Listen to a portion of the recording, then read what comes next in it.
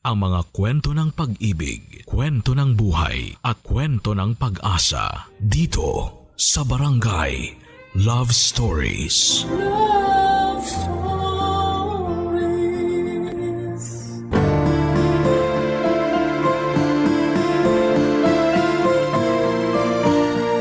Ang sabi nila, ang buhay ay parang sugal na napakalaking halaga ang maaaring itaya. Ngunit hindi natin nalalaman kung kailan tayo mananalo o matatalo. Ikaw, kabarangay, handa ka bang itaya ang lahat kapalit ng panandaliang kasiyahan?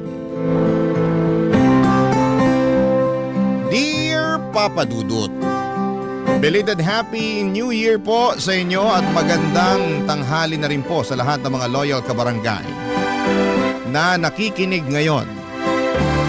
Naway masaya ang inyong bagong taon, ako kasi ay hindi. Mangyaring itago nyo na lamang po ako sa pangalang Arman, 39 years old at kasalukuyang nakatira sa Naga City. Isang taon pa lamang ang nakakalipas nang mangyari ang isang hindi ko makakalimutang bangungot sa aking buhay. Minsan ay naisip ko na may kasalanan din ako sa mga nangyari. Dahil hinayaan ko ang mga bagay-bagay kahit alam kong may mali na.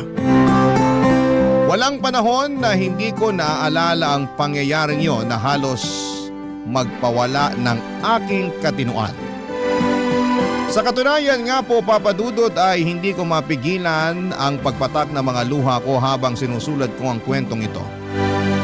Hayaan niyo po akong ilahad ang aming kwento. Sa pagbabaka sakali na rin na gumaan ang aking kalooban. Napakabata ko pa noon, Papa Dudut. Nang maulila ako sa mga magulang. Parehong nagkasakit noon ang inay at itay ko dahil sa matinding pagtatrabaho sa bukid. Dala na rin ng aming matinding kahirapan noon ay hindi sila nakapagpatingin man lamang sa doktor. Ang katwiran nila noon nang ipambabayad nila sa pagpapatingin sa doktor ay pambibili na lamang ng mailalaman sa aming mga kumakalam na sikmura. Hanggang sa lumala na nga ang kanilang sakit at binawian ng buhay. Bilang isang anak ay masakit sa akin ang mawala ng magulang, Papa Dudut. Lalo pa nga at wala rin silang maayos na libing noon dahil na rin po sa kawalan ng pera. May mga mabubuting tao lamang noon na tumulong na magbuhat sa kanila upang ipaanod sa dagat. Yun po kasi ang pamamaraan ng mga kagaya naming isang kahig isang tuka ng panahong yon. Ngunit sa murang edad ko noon ay nakapagtatakang hindi ako napanghinaan ng loob. Kahit na alam ko mag-isa lamang ako sa buhay. Wala kaming mga kamag-anak na maaaring kumupkop sa amin dahil halos lahat sila ay nasa malalayong lugar.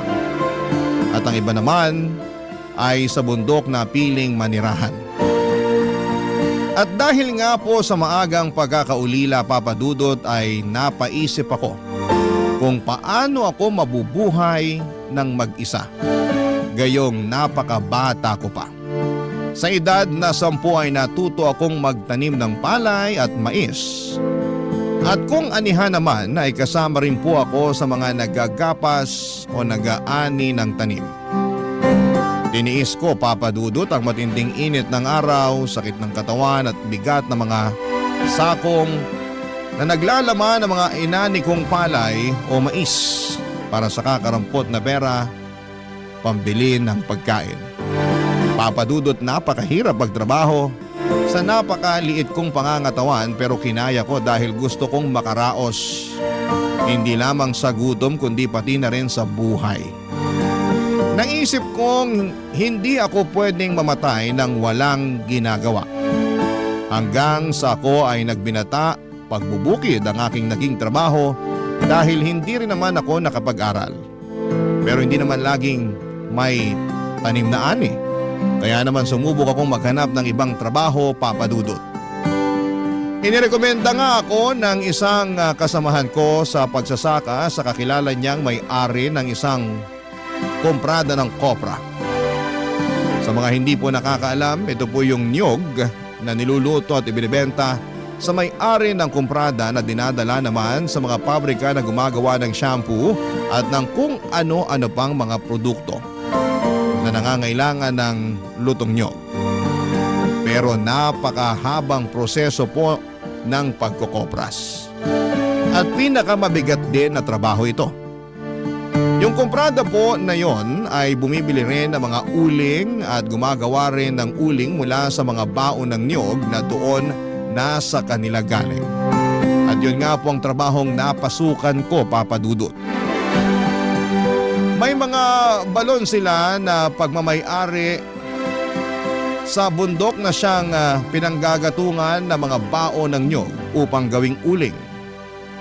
Ngunit hindi rin madali ang paggawa ng uling dahil bukod sa pag-akyat, panaog sa bundok ay matinding usok at init ang aming kailangang tiisin.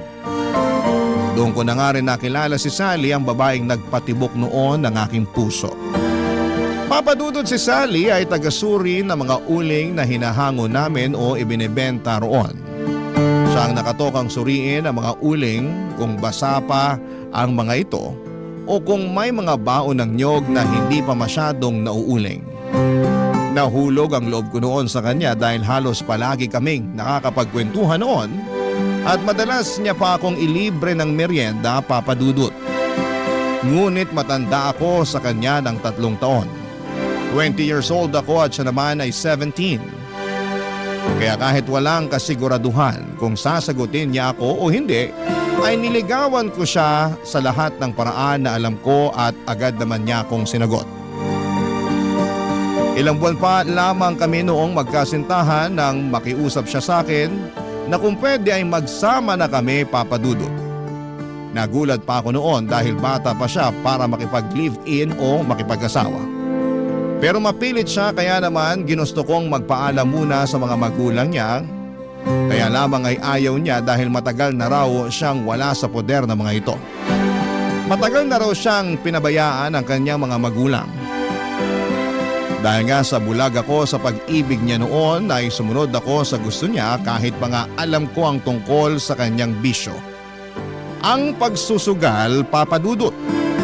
Pero kahit na ganoon ay hindi nagbago ang pagtingin ko sa kanya. Bagamat wala kaming formal na kasal ay itinuring ko na siyang asawa ko. Hanggang sa paglipas ng aming pagsasama ay nabiyayaan kami ng 2 anak. Pero hindi naging madali ang aming pagsasama dahil matapos niyang maipanganak ang aming bunso, ay halos araw-araw na siyang nagsusugal na hindi ko na maawat at sa tuwing pagsasabihan ko naman siya ay nauuwi lamang kami sa pagtatalo.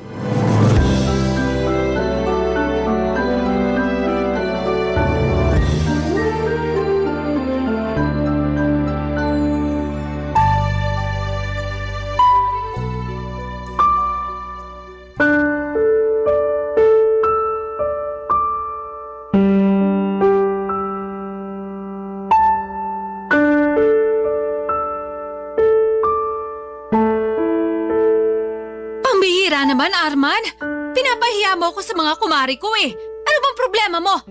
Doon ka pa talaga nag-iskandalo. Hindi ako nag-iiskandalo. Tinawag nga kita na maayos, di ba? Ano skandalong sinasabi mo? Eh ano ba kasing problema mo? Ang ayos-ayos ng upo ko dun eh.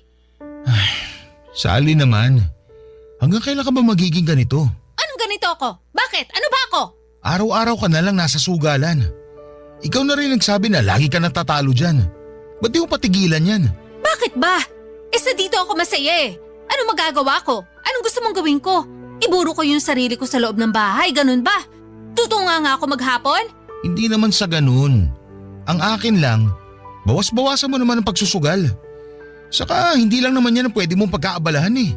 Ang dami-dami naman pwedeng pagkaabalahan kung naiinip ka sa bahay. At anong paglilibangan ko? Pagluluto, paglalaba, paglilinis ng bahay? Hindi naman yun eh. Ang ibig ko sabihin, bakit di mo pagtuunan ng pansin ang bunso nating anak? 2 taon pa lang si Princess, pero salat na siya sa pag-aaruga at pagmamahal mo. Hindi pa ba sapat ang anak natin para malibang ka? Si Joseph, kahit malaki na yan, kailangan pa rin niya ng pag-aaruga ng isang magulang. Anong gusto mong palabasin? Na pinababayaan ko yung mga anak natin? Kung pinababayaan ko yan, edi sana patay na yan sa gutom. Hindi naman yun ang punto ko, Sally. Anong hindi? Yun talaga ang gusto mong sabihin. Nahiya ka pa. Tsaka teka lang ha, ikaw ang may gusto na magkaroon pa tayo ng isang anak kahit alam mong ayaw ko. Hirap na nga tayo kay Joseph, dinagdagan mo pa. Wala ka namang ibang alam na trabaho. Pag-uuling lang naman ang pinagkakakitaan mo, tapos nagdagdag ka pa ng isa pang palamunin. Hindi naman tayo aasenso dyan sa pag-uuling mo lang. Maghinay-hinay ka sa tinatawag mong palamunin, Sally. Anak natin si Princess. At huwag mo insultuin ang trabaho ko. Baka nakakalimutan mo. Itong pag-uuling ko bumubuhay sa inyo. Wala kayong kakainin ko hindi dahil sa pag-uuling na sinasabi mo. At talagang nagmalaki ka pa? Oo! Kasi kahit na ganito lang ang trabaho ko, ipinagmamalaki ko yun. Dahil dito ko kayo binubuhay. Ikaw ba? Ano bang napapala mo dyan sa pagsusugal mo? Mapapakain ba tayo niyan? Halos kabaliktaran nga nangyayari. Nagkanda utang-utang ka na rin dahil sa sugal na yan. Tapos sino nagpapakahirap magbayad? Ako lang naman. Habang ako pagod na pagod sa trabaho, puro ka naman pasarap sa buhay. Ni hindi mo nga pinanghihinayangan ng bawat sentimo kinikitang pinagpaguran ko ng gusto. Bakit? Nagre-reklamo ka na? Hoy Arman, baka nakakalimutan mo rin kung anong ipinangako mo sa akin. Nangako ka sa akin na lahat ng pangangailangan ko ibibigay mo.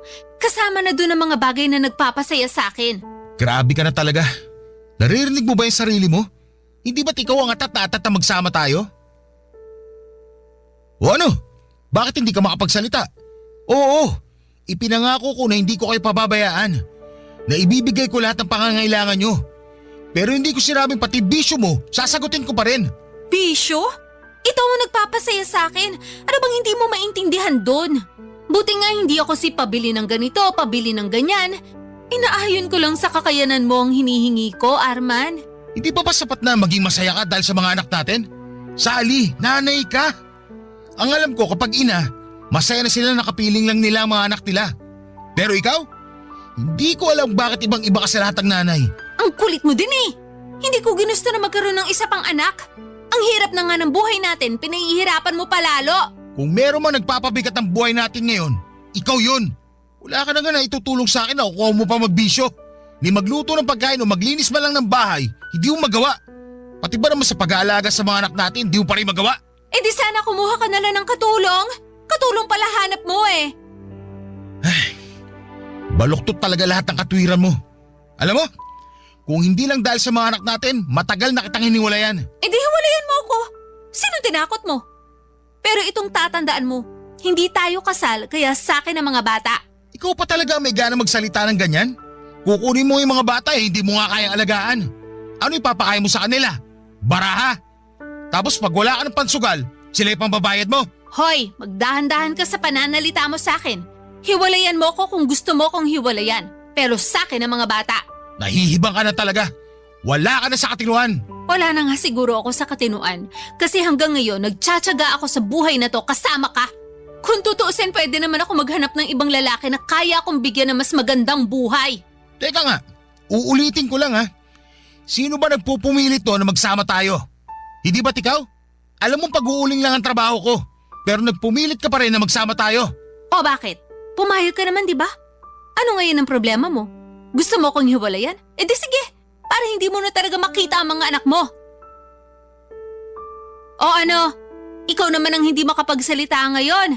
Ngayon mo ilabas ang tapang mo, Arman. Pasalamat ka nga at nagtitiis ako sa ganitong buhay. Kasi nakakaawa ka naman kung wala ka nang anak, wala ka pang asawa. Sino pa magkakagusto sa'yo sa tingin mo? Eh ang itim-itim mo na nga, mukha ka pang matanda. Papa Dudut, hindi na ako nakakibo dahil sa mga sinabi ni Sally.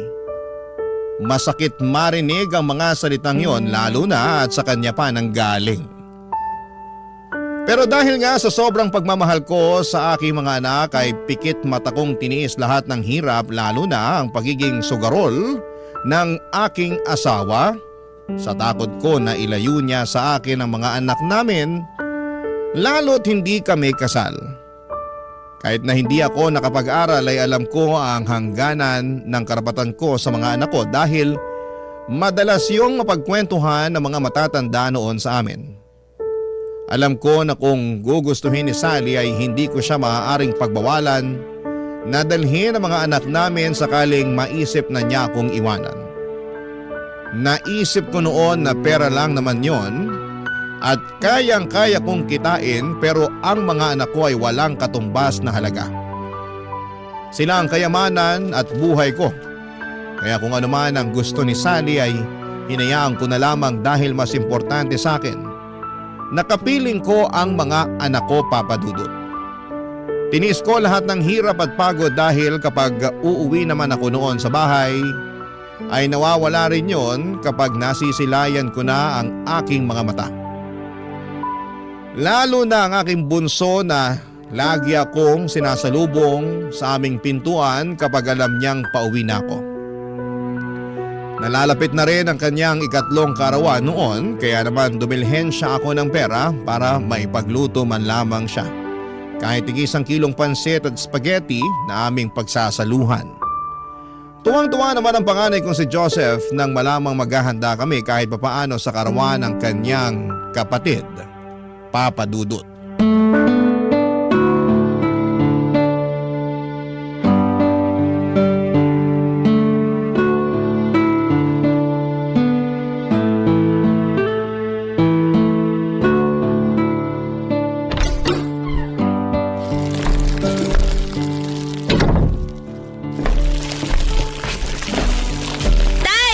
Mano po? Kawa ka ng Diyos, anak. Nasa si Princess? Natutulog na po. Ang aga naman yata matulog ng kapatid mo. Pagod po kakalaro eh. Ah, ganun ba? O heto, may pasalubong ako sa'yo. Wow! Pansit bato na maraming kikiam. Tuwang-tuwa ka na kagad. Pansit bato lang naman yan. Para namang hindi nyo alam na paborito ko to. Oo nga naman. Nadaanan ko yan habang naglalakad ako pa uwi. Butit may sobra akong perang binigay sa akin ni Boss Jay. Eh ano pa po ba yung binili nyo, Tay? Ah, ito ba? Konting panghanda lang to para sa birthday na kapatid mo bukas. Tig-1 kilong pansit at spaghetti. Wow! Ang tagal ko na pong hindi nakakakain ng spaghetti. Eh sino naman po ang magluluto? Eh di ang nanay mo. Paano naman po magluluto si nanay? Eh lagi naman po yung nasa sugalan. Bukas pa naman. Pakikiusapan ko muna ang nanay mo na ipagluto bukas ng handa si Princess. Para makapag-celebrate tayo kahit papano. Ang tanong po, kung papayag si nanay, eh mas gusto pa po nun umupo maghapon sa sugalan eh. O hindi naman siya papayag, di ako magluluto. We, di naman kayo marunong magluto eh. Anong hindi? Alam mo anak, bata pa lang ako natuto na ako sa lahat ng gawain. Kasi wala namang mag-iintindi sa akin. Parehong wala ng lolo't lola mo. Ganyang edad mo nga, nagtatrabaho na ako. Kaya sisiw lang sa akin yung pagluluto na yan. Eh di pwede na po pala akong magtrabaho. Ano? Aba, hindi pwede anak. Kasi kailangan mo munang unahin ang pag-aaral mo. Kapag nakapagtapos ka na ng pag-aaral, pwede ka na magtrabaho. Magandang trabaho pa makukuha mo. Pero sa ngayon, kailangan mo munang pagbutihin ang pag-aaral. Para maging maganda ang kinabukasan mo at para hindi ka matulad sa akin. Tignan mo, pag-uuling lang ang trabaho ko. Napakahirap na trabaho pero napakaliit ang sahod. Eh ano naman po kung pauguling lang po ang trabaho nyo? Marangal naman po yun, Tay. Marangal, oo. Pero hindi sumasapat sa atin. Kaya magsumikap ka anak. Ayokong matulad ng kapalaran mo sa akin. Tay, bata pa po ako, pero alam ko na po ang sakripisyo nyo para sa pamilya natin. Nagpapasalamat nga po ako na ikaw po naging tatay ko eh. Kaya wag nyo po sana mamalitin ang sarili nyo dahil lang po sa ganyan ng trabaho nyo. Salamat anak. Napakabata mo pa nga pero para ka nang matanda kung mag-isip. Kayong dalawa ng kapatid mo na lang talaga ang pinagkukunan ko ng lakas. Kahit gaano kahirap, kakayanin ko basta para sa inyo. Tama po. Kaya wag na po kayo malungkot, Tay. Nandito lang naman po ako sa tabi nyo palagi. Maraming salamat anak. Siya nga pala. Kamusta naman ba ang pag-aaral mo? Ano po? Oh, bakit hindi ka makasagot? Hindi na naman po kasi ako nakapasok kanina eh. Ha? Bakit? Ilang beses ka nang absent Baka naman ibagsak ka na ng teacher mo niyan. Wala po kasi akong pamasahe, Tay. Paano wala kang pamasahe? Iniwan ko kaninang umaga sa nanay mo at maaga nga akong umalis. Natutulog ka pa kaya hindi ko na ibigay sa'yo ang baon mo. Makikisabay na nga lang po sana ako kila Mang Jerry. Kaso punong-puno na po yung tricycle niya eh. Hindi naman po ako makapaglakad kasi maulan. Sus Mariosep, maigi pala sanang ginising na kita kanina. Kaya lang naman ako nag-agap umahon sa bundok kanina kasi umaambon. Mahihirapan ako mag-ahon ng uling pagbasa. Basta ang sabi lang po ni nanay, wala daw po siyang mabibigay na pambaon sa akin. Baka po pinangsugal na po ni nanay yung baon ko. Sumusobra na talaga yung nanay nyo. Hindi ko na talaga maasahan pagdating sa pag-aasikaso sa inyo. Yan nyo na lang po, tay. Baka mag-away na naman po kayo eh. Hindi anak, hindi ako nagtatrabaho para mapabayaan ang pag-aaral mo. Kailangan na talaga magtanda niyang nanay mo. Ako na lang po siguro ang tatawag kay nanay. Baka po kasi dun pa kayo mag-away. Pagchichismis na naman po tayo dun sa labasan. Hindi ako na. At baka ikaw mapag-initan ng nanay mo. Tay, wag na po. Hintayin na lang po nating umuwi si nanay. Nagsaing na naman po ako tsaka nagprito na po ako ng tuyo. Ulamin na lang po natin tong pansit bato na dala nyo. Hayaan mo na ako anak. Huwag ka mag-alala. Tatawagin ko lang ang nanay mo. Dito ko na lang siya kakausapin sa bahay. Papadudot, pakiramdam ko nga ng mga oras na yon ay sasabog ako sa sobrang galit. Hindi ko na kasi alam kung ano pa ba ang kailangan kong sabihin kay Sally para naman matauhan siya sa mga pinaggagawa niya. Kahit sana hindi na lamang ako ang isipin niya ay ayos lang. Kahit anak na lang namin, na kung iisipin ay nakakaawa kung pati ba naman sila ay hindi rin makapagtatapos ng pag-aaral. Hindi ako nakapag-aral samantalang si Sally naman ay graduate lamang ng elementary. Ayaw ko na pati ang mga anak namin ay matulad sa amin. Kung kinakailangan nga na igapang ko ang kanilang pag-aaral ay gagawin ko, Papa Dudut. Pero, ang hindi ko maintindihan ay kung paanong naaatim ni Sally na hindi isipin ang kapakanan ng mga anak namin. At kung tutuusin nga, dapat ay mas malalim ang ugnayan niya sa mga anak namin dahil siya ang nagluwal sa mga ito at bilang isang ina ay siya dapat ang mas malalim ang koneksyon sa mga bata. Papadudot, hindi ko maintindihan kung bakit sa lahat ng ina na kilala ko ay siya ang tila walang pakialam sa magiging kinabukasan ng mga anak niya. Nagpapakahirap ako para sa mga anak ko at hindi naman para sa vision niya. Sa sobrang galit ko nga, Papadudot, ay agad ulam niya. Barangay Love Stories. Barangay Love Stories. Papadudot nang makarating nga ako kung saan nagsusugal si Sally ay dali-dali ko siyang hinablot sa braso at kinaladkad paalis doon. Naalala ko pa nga kung paano niya ako pagmumurahin at paghahampasin noon dahil sa ginawa ko. Habang naglalakad kami pauwi ay nagbabangayan pa kami kaya sigurado akong alam na mga kapitbahay namin na nag-aaway na naman kami. Pero wala na akong pakialam dahil buhay namin yon at hindi naman ako nakikialam sa may buhay ng may buhay. May mga nagsabi na nga sa akin na bakit ko pa raw kasi inaabutan ng pera si Sally gayong napakasugarol nito. Sa totoo lang, Papadudot, ay bigyan ko man siya o hindi ng pera ay nakagagawa siya ng paraan para makapagsugal. Nariyang nangungutang siya o kung anuman, kaya madalas ay ako ang sinisingil ng mga napag-utangan niya. Kapag hindi ko naman binayaran ay pareho kaming maipapatawag sa barangay.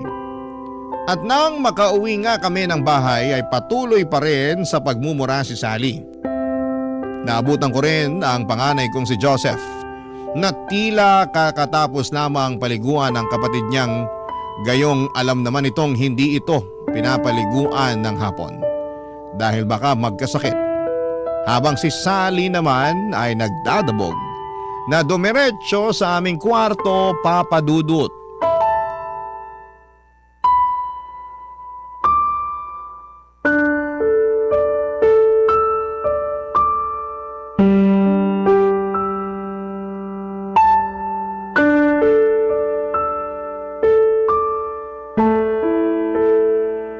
Buisit na buhay to! Joseph, hapon na, bakit pinaliguan mo pa yung kapatid mo? Galing na naman po kasi siya sa likod, Tay eh. Naglalaro na naman po ng lupa sa may tabing sapa. Akala ko ba tulog yan? Namimiyasa na ng kakalaro sa sapa yan Baka mahulog yan doon. Nagbanyo lang po ako, Tay. Sumasakit po kasi yung tiyan ko tapos bigla pong narinig ko nga po siya na naglalaro sa likod. Hindi ko po napansin na lumabas siya. Kita mo na, Sally? Imbis na tutukan mo yung anak natin, puro kasugal. Alam mo malikot yan si Princess. Kung saan nagsusuot. Kung mahulog yan sa sapa, anong gagawin mo? Alam mo nasa trabaho ko. Obligasyon mong bantayan ng mga anak natin, lalo na si Princess. Masyado kang OA. Ayan ang anak mo, oh. Nahulog ba sa sapa? Naglalaro lang naman yung bata. Ano bang pinoproblema mo? Anak ng… Ano? Hihintayin mo pang mapahamak ang anak natin bago ka magtanda? Bago ka may gawin? Alagain pa si Princess at dapat lagi kang nakabantay dyan. Ano ba naman to? Paulit-ulit na lang? Susumbatan mo na naman ako? Di ikaw na ang perpektong ama. Wala naman nangyari masama kay Princess pero grabe ka makareact. Grabe. Bilib talaga ako sa'yo. Baluktot na nga, tinutuwid mo pa. O bakit? Totoo naman masyado ka lang OA. Alam mo, kung magsusumbatan lang tayo dito, bahala ka sa buhay mo. Babalik na lang ako sa sugalan. Wala akong kwentang kausap. Hindi pa ako tapos sa'yo. Aray ko naman! Bitiwan mo nga ako! Babalik ka doon sa sugalan? Kung pakainin kaya kita ng baraha. Ang kapal mo na masyado. Pati yung baon dapat ang anak mo, pinasusugal mo. Itinaya ko yun kasi gusto ko sanang palaguin. Para mas malaking baon ang maibigay ko kay Joseph. Hindi ko naman akalain Na ano? Patatalo ka? Diyos ko naman, Sally. Palagi ka na lang talo sa sugal na yan. Baon na baon ka na nga sa utang. Hindi ka pa rin tumutodas. Nananalo naman ako kahit papano Kaya bawi lang ako. Alam mo, kahit hindi ako nakapag-aral, marunong ako magbilang. Yung mga itinataya mo dyan sa sugal, halos wala pa sa kalahating nababawi mo. Hoy Arman, sinasabi mo bang hindi ako marunong magbilang? Wala akong sinasabing ganun. Ganun na rin ang gusto mong palabasin. Kala mo naman kung sino ka magaling. Hindi ka nga nakapag-aral. Hindi ko itatanggi na hindi ako nakapag-aral. At hindi ako nagmamagaling. Ang sinasabi ko lang, hindi ka naman talaga nakakabawi sa sugal na yan Ibinabaong ka lang niya sa utang. Ay sus, puro ka ganyan. Ikaw ba ang nagsusugal? Yan ang hirap sa'yo Panay ka reklamo kasi ginagastos ko yung pera mo. Di ba responsibilidad mo na ibigay sa akin yun? Kasi asawa mo ko? Oo! Responsibilidad kita pero hindi ang bisyo mo. Kung panay reklamo ka rin lang, di hiwalayan mo ko. Wala ka rin naman bukang bibig kundi bisyo ko. Natural! Wala ka na sa tama At ayan din ang hirap sa'yo Kapag pinagsasabihan ka, hiwalay ka agad na ipananakot mo sa akin. Nakakasawa ka na kasi. Puro ka sumbat. Wala nang katapusan na sumbat. Araw-araw na lang, Arman. Rinding-rindi na ako sa lintik na boses mo. Sinampal mo ko? Pasensya na. Hindi ko sinasadya. Nabigla lang ako. Nabigla? Nagsawa ka na sa kakatala kaya ngayon naman pinagbubuhatan mo na ako ng kamay? Ay, hindi ko talaga sinasadya. Patawarin mo ako, Sally. Ewan ko sa'yo.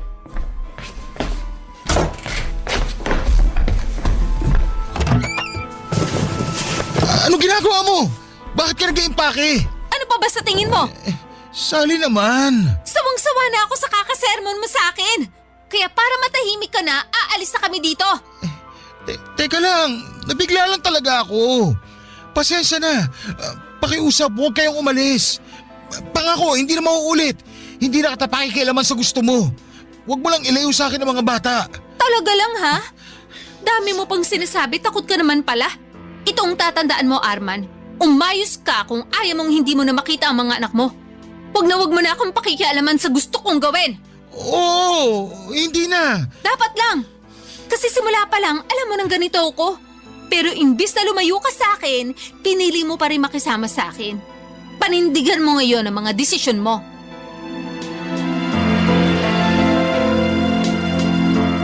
Hindi ako nakasagot ng sabihin ni Sally ang mga katagang yon sa akin, Papa Dudut. Dahil alam kong tama siya sa parting yon. Tanga na nga siguro akong may tuturing dahil ako mismo ang pumulot ng bato na ipinukpok ko sa ulo ko. Pero kahit na ganoon ay pinanindigan ko ang pamilyang binuo ko, Papa Dudut. Sa ngalan ng pagmamahal ko sa mga anak ko ay lahat ay titiisin ko. Kahit pa alam ko sa sarili ko na wala na akong pagmamahal para kay Sally. Hindi ko alam, Papa Dudut, kung kailan nawala ang pagmamahal na meron ako para sa kanya. Pero ang importante lamang ay may buong pamilya ang mga anak ko. Hindi na rin po ako umaasa na magbabago pa si Sally dahil kung gusto niyang magbago ay dati pa sana niyang ginawa yon. Sa kabila nga ng matinding galit ko noon, Papa Dudut, ay pinilit kong ikalma ang sarili ko. Alam kong hindi tama ang manakit ng babae. Galit na galit nga ako sa mga lalaking nananakit ng babae, pero ako rin ang gumawa noon. Kinabukasan nga noon ay maaga ako nagpaalam sa amo ko na kung pupwede ay uuwi na ako dahil karawan ng anak ko at pumayag naman siya. 2:00 pa lamang noon ng hapon ay pinayagan na niya akong umuwi. Nag-abot pa nga siya sa akin ng 200 pesos bago ako umuwi. Pandagdag daw sa birthday ng anak ko. Nagpasalamat naman ako sa amo ko dahil malaking bagay na rin yon dahil kahit papaano ay makakabili ako ng juice at mga tinapay man lang para pandagdag sa pansit at spaghetti na lulutuin ko. Nang mga oras nga ring yon ay wala naman si Sally sa bahay at hindi ko naman alam kung nasaan. Malamang ay dumayo na naman ito ng sugal sa kabilang baryo. Wala rin namang problema sa akin kung 3 lamang kami ni na Joseph na magdaos ng birthday ni Princess. Total ay mukhang nakalimutan naman ni Sally ang birthday ng bunso namin.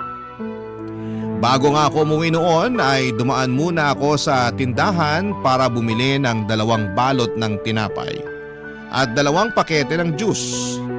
Sabik na sabik akong umuwi dahil alam kong matutuwa ang mga anak ko sa dagdag na handa namin. Pero hindi ko akalain na ang pagkasabik ko na yon ay mapapalitan ng kaba at pag-aalala.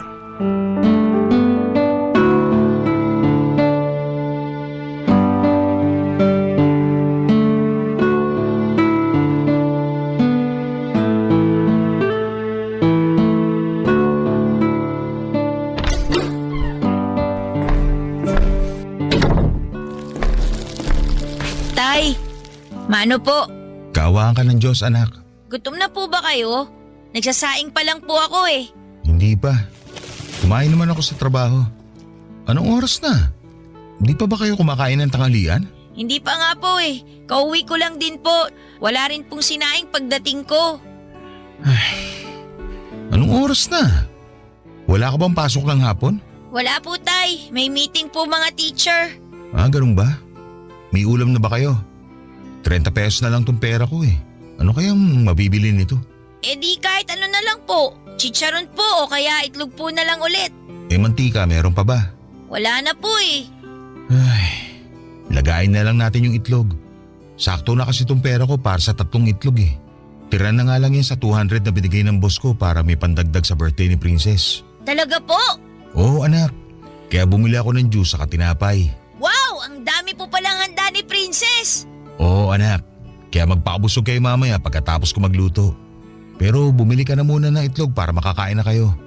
Mamaya na lang kayo bumawi ng kain. Sige po! Ay, teka, may mantika nga pala doon sa mga pinamili ko kahapon. Bawasan na lang natin yun pang prito ng itlog. Okay na po yung nilagang itlog, tay. Sigurado ka? Si Princess, baka ayaw niya ng nilagang itlog. Wala naman pong inaayawan si Princess eh. Oo nga pala. Nasa na pala ang kapatid mo? Ba't di man lang ako sinalubong? Ay, hindi ko nga po alam tay eh. Kararating ko lang po galing sa eskwelahan. Hindi ko naman po siya nadatnan dito. Baka po kasama ni nanay sa sugalan. Wala naman po magbabantay kay Princess kung may iiwan po dito. Oo nga no. Sige, dito ka na muna. Susunduin ko lang ang kapatid mo. Kala ko po ba bibili ako ng itlog? Ako na lang. Para masundo ko na rin ang kapatid mo. Bantayan mo na lang yung sinay at baka masunog. Oh, Sally. Buti naman at naisip mong umuwi. Bakit na naman? Nasa si Princess? Nandun sa kwarto natin natutulog. Sabi ni Joseph wala naman daw sa kwarto. Tiningnan mo na ba? Iniwan ko nga lang siya sa kwarto. Sabi nga ng anak mo wala siya doon. Imposibleng wala doon si Princess. Mahimbing nga ang tulog. Iniwan ko doon. Anong oras ka ba umalis ng bahay kanina? Iniwan mo talaga ang anak mo mag-isa sa kwarto para makapagsugal ka? Lintik naman oh! Paulit-ulit ka na lang eh. Alaki masyado ng problema mo. Oo na, titignan ko na sa kwarto. Pero tay, tiningnan ko na si Princess sa kwarto kanina eh. Wala po siya doon. Sabi nitong nanay mo, iniwan niya daw natutulog sa kwarto eh. Ha? Kahit tingnan natin ulit ngayon tay. Wala po talaga siya ron. Ano?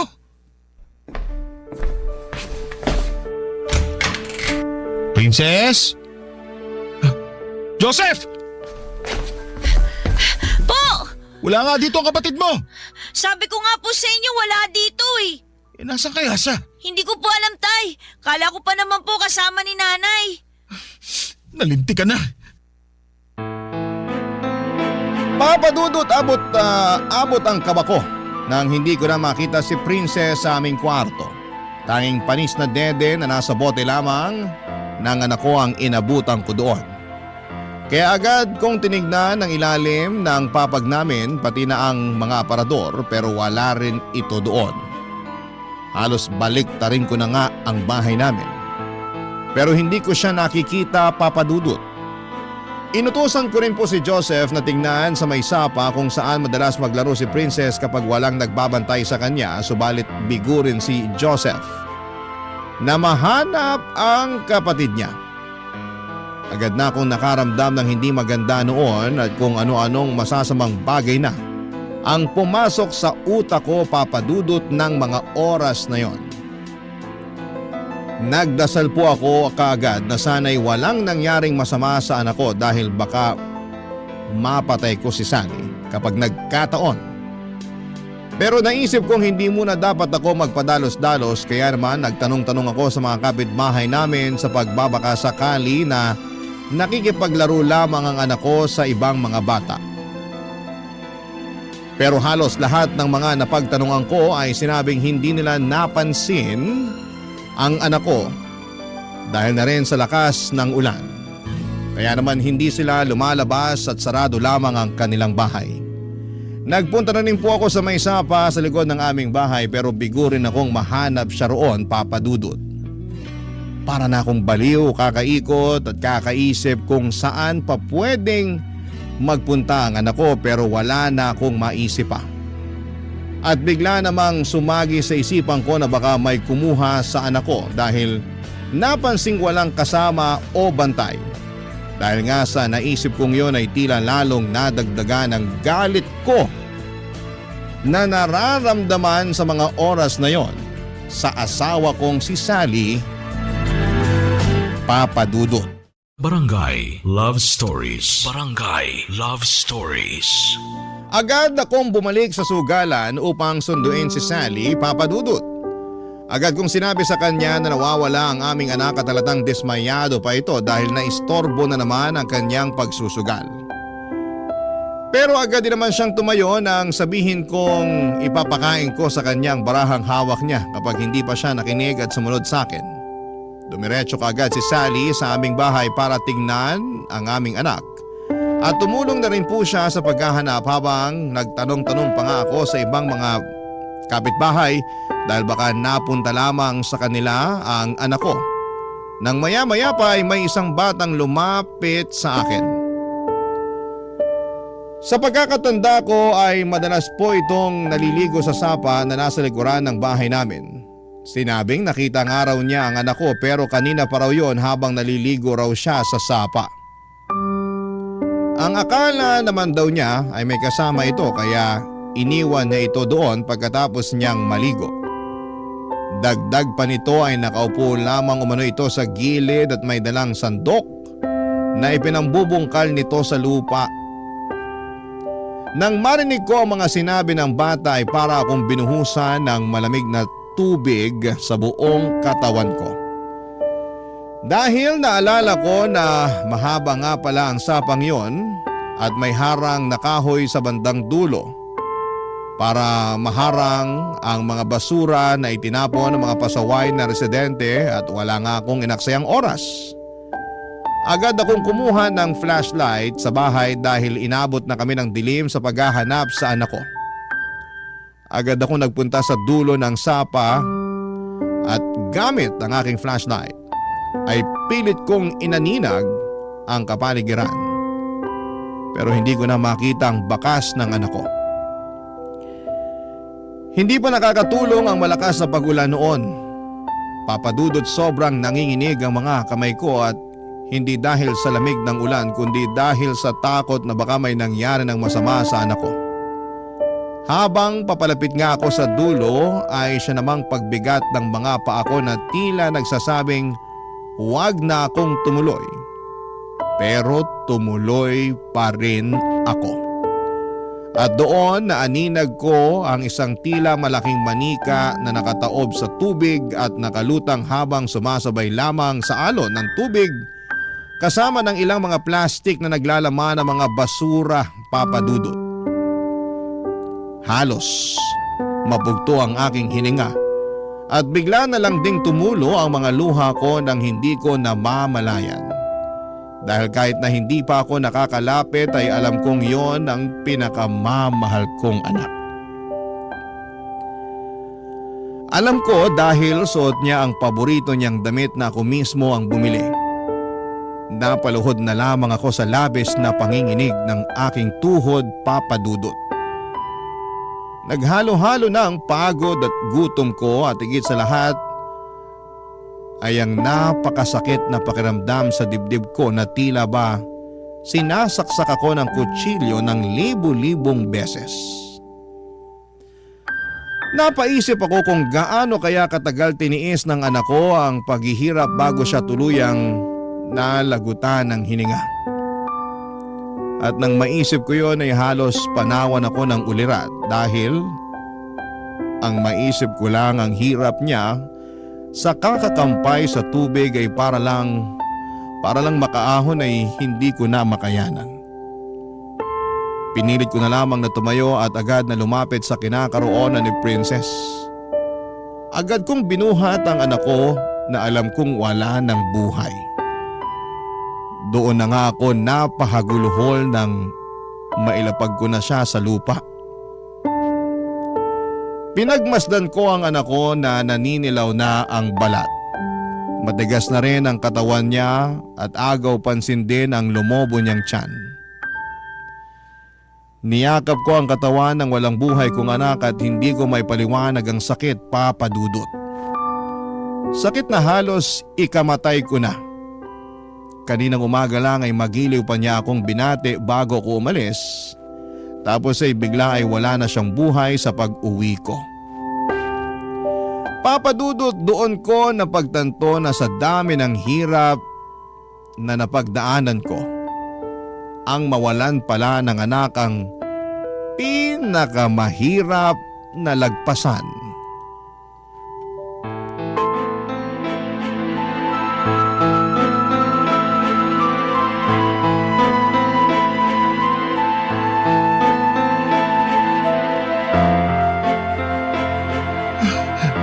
Princess! Anak ko! Princess! Kawawa ko, anak! Diyos ko po! Bakit ang anak ko pa? Arman! Nakita niyo na ba si Princess? Princess! Dito rin nakita kanina ng bata. Diyos ko po, Princess! Princess, anak! Nandito na si tatay! Gising na, anak ko! Nandito na ang tatay! Gising na, anak! Huwag mo naman biruin ang tatay! Hindi na siya humihinga, Arman. Tumahimik ka! Nakita mo na kung ano nangyari! Nakita mo na kung ano resulta ng kababayaan mo! Ito na, Sally! Ano ba? Hindi ito ang oras para magsisihan at mag-away tayo. Sa'yo pa talaga nang galing yan! Alam mo kung sino may kasalanan nito! Kawawa akong anak! Princess! Patawarin mo ako, anak! Wala man lang ako nagawa para mailigtas ka! Patawarin mo ako kung nauli ako ng dating anak ko! Princess! Tay! Sorry po! Kung hinanap ko lang po sana siya kagad ng mabuti kanina, baka po sana buhay po siya! Hindi, anak! Huwag mo sisihin ang sarili mo. Wala kang kasalanan sa nangyari sa kapatid mo. Ikaw, Sally! Ikaw may kasalanan! Hindi ako. Hindi ko sinasadya. Hindi ko naman alam na mangyayari to eh. Wala akong kasalanan. Iniwan ko siyang natutulog sa kwarto natin. Maghuhugas ka, may kapangayop ka! Palagi mo nalang katwir na hindi mo alam na magkakaganito! Na hindi mo alam na magkakaganyan! Ikaw dapat na nagbabantay sa mga bata habang wala ako! Mag-aalaga na lang sa kanilang gagawin mo pero hindi mo pa magawa! Wala kayo natupag kundi magsugal! Gustahin ang pera pinagpaguran ko! Wala kang kwentang tao! Sana ikaw na lang ang namatay at hindi ang anak ko! Tay! Tay, wag po! Hindi ako! Tama na po! Baka pumapatay niyo si nanay!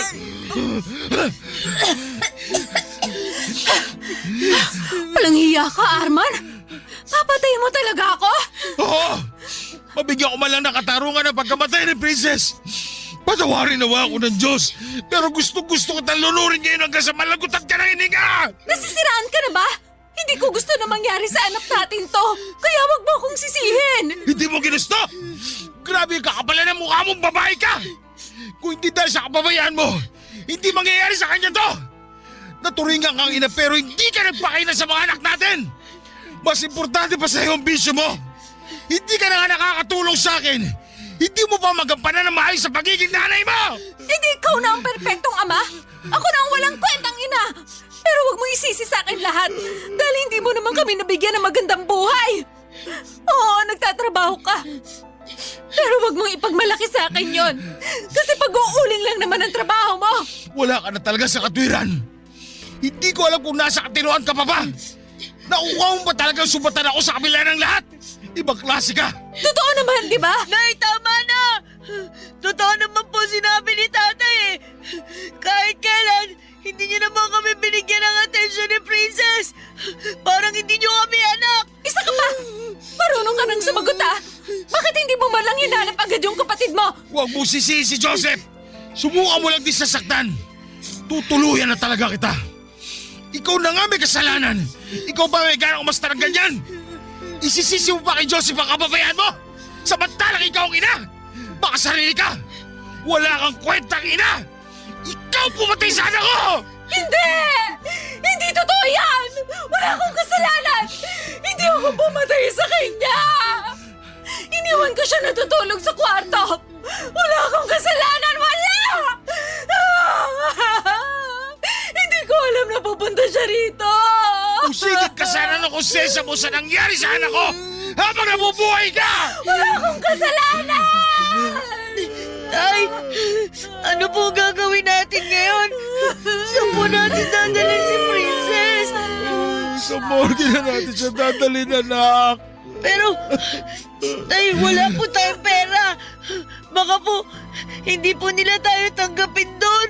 Bahala na, anak. Gagawa ko na lang ng paraan. Dali mo na itong flashlight. Ilawan mong dadaanan natin at bubuhatin ko ang kapatid mo. Paano po si nanay? Ayos lang po ba na iwan natin siya dito? Para naman po kasing nababaliw na si nanay eh. Pabayaan mo ang nanay mo. Matagal na naman siyang ganyan. Ang mas importante sa akin ngayon, madala na natin si Princess sa morgue. Opo. Anak.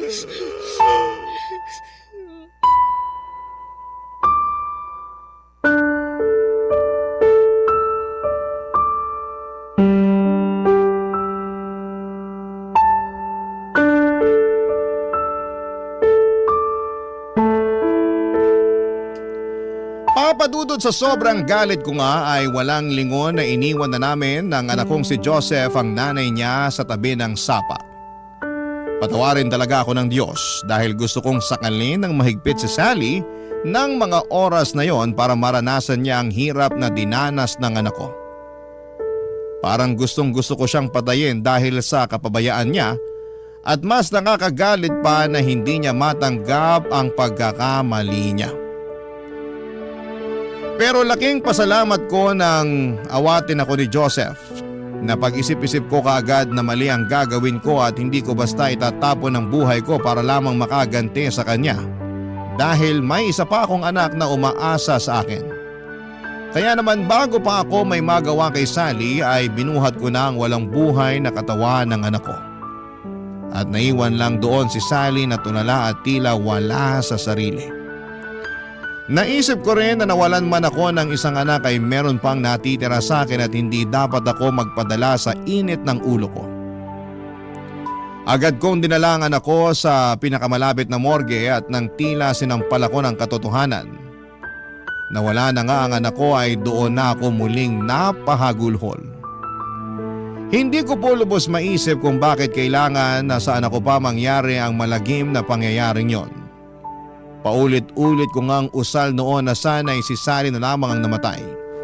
Makasalanan na ako sa pag-iisip ng masama sa asawa ko pero talagang napakalaki ng galit ko ng mga oras na yon.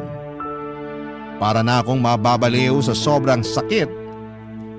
At wala akong ibang sinisisi kundi si Sally. Siya dapat ang ina at nagpoprotekta at gagabay sa mga anak namin pero siya pa ang dahilan kung bakit namatay ang anak namin. Halos hindi ko na nga kayang tignan si Sally kaya naman pinalayas ko na siya sa bahay namin. Wala akong pakialam noon kung saan siya makikituloy at magpalaboy-laboy man dahil kulang na parusa yon para sa sinapit ng musmus naming anak. At dahil nga sa kakulangang pinansyal namin noon ay nanghingi pa ako ng tulong sa kapitan ng aming barangay para maayos ang mga bayarin sa morgue at mapaburol ang anak ko. Hindi naman ako nabigo at nagpapasalamat ako dahil maging ang mga kapitbahay ko ay tumulong sa akin, lalo pa at naaawa sila sa sinapit ng aking anak.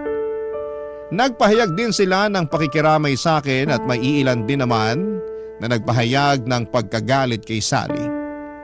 Papa Dudut, sa totoo lang ay pinagbawal ko ang pagsusugal sa lamay ng anak ko dahil isa rin yon sa itinuturing kong dahilan ng pagkamatay ng anak ko. Nabaliw si Sally dahil sa sugal kaya naman napabayaan niya ang obligasyon niya bilang asawa at ina. Ang akala ko nga noon ay hindi ko na makikita pa ang pagmumukha ni Sally. Pero himalang nagpakita pa siya sa ikalawang araw ng burol ng anak ko. Umiiyak at nagmamakaawa na gusto niyang makita ang anak niya. Pero dahil nangingibabaw pa rin ang galit ko sa kanya ay buwang desisyon ko na hindi siya hayaang makapasok man lamang sa pamamahay ko, Papa Dudut.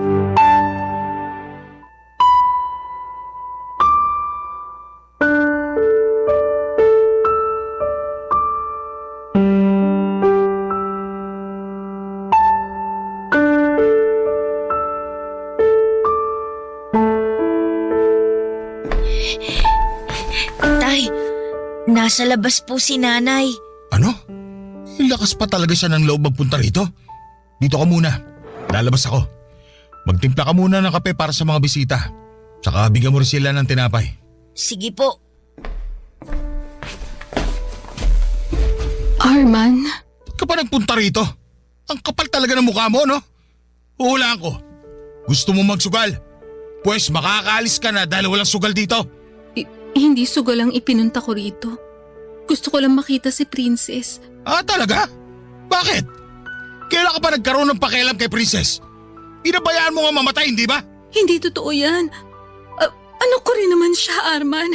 Kaya ako Anak? Hibang ka ba? Saan mo kinukuha yung kakapalan ng mukha mong tawaging anak si Princess sa kabila na nangyari? Ha? Oo! Ikaw ang nagluwal sa mga bata, pero mas masahol ko pa sa ibang tao. Yung mga hayop ka kapag nawawala ang anak nila, hinahanap kagad nila. Pero ikaw, parang wala kang anak kung umasta. Ang sarap na ng buhay mo eh. Kain, tulog, sugal, yun lang. Oo, pabaya kong ina. Pero sa tingin mo ba ginusto ko yung nangyari sa kanya? Nasasaktan din ako, Arman. Masakit sa akin yung nangyari sa kanya. Masakit? Huwag na tayo magplastikan dito, Sally. Alam nating parehong hindi ka pabor na nagkaanak ulit tayo. Kaya huwag mo akong paandaran ng mga kasinungalingan mo. Ang kapal mo. Pinipilit mo pa rin talagang pagtakpan ang kababayaan mo. Kahit pabaya kong ina, hindi ko namang ginusto na mawala ng anak. Hindi ako ganun kasamang tao. Oo, Nasabi kong hindi ko ginusto ng isa pang anak. Pero hindi ako ganun kasama para hilingin kong mawala na siya. Kahit ano pang sabihin mo, hindi mo mababago ang katotohanan ng namatay ang anak natin dahil hindi mo nagampanan ang responsibilidad mo. Kung sana binantayan mo siya na mabuti, hindi sana mangyayari to. Kaso hindi. Mas importante pa sa'yo ang pagsusugal mo. Wala kang karapatang tawaging ina. Alam mo, sana talaga ikaw na lang ang namatay. Sumusobra ka na, Arman. Ikaw sumusobra. Sobra ka na sa kakapalan. Gusto kong magsisi na ikaw napakasawa ko. Pero mga anak ko na lang ang iniisip ko. Kung meron man akong pagsisisi, yun ay ang hindi ko sila kagad dailayo sa'yo. Sana hindi ito nangyari. Pero huli na ang lahat. Nangyari na ang nangyari. Pero hindi kita hahayaang makita si Princess dahil wala kang karapatan. Hindi mo ako pwedeng tanggalan ng karapatan. Wala kang karapatan na pagbawalan ako makita ang sarili kong anak sa lamay niya. Sino ka ba sa akala mo? Tatay ka lang nila pero hindi kita legal na asawa. Sino sa tingin mo mas may karapatang sa ating dalawa, ha? Wala ka na talagang natitirang kahihiyan sa pagkatao mo, no? Nasasabi mo pa talaga yan sa kabila ng pagiging pabaya mong ina? Wala kang karapatang magkaroon ng anak at lalong wala kang karapatang maging ina. Sabihin mo na lahat ng gusto mong sabihin. Pero hindi mo ako pwedeng pagbawalang makita ang anak ko. Ah, ganon? Aray! Arman, ano ba? Nasasaktan ako! Bitiwan mo ang braso ko! Hindi kita papayagang makalapit kay Princess at kay Joseph. Umalis ka na rito! Hindi ka nila kailangan! Bitiwan mo, sabi!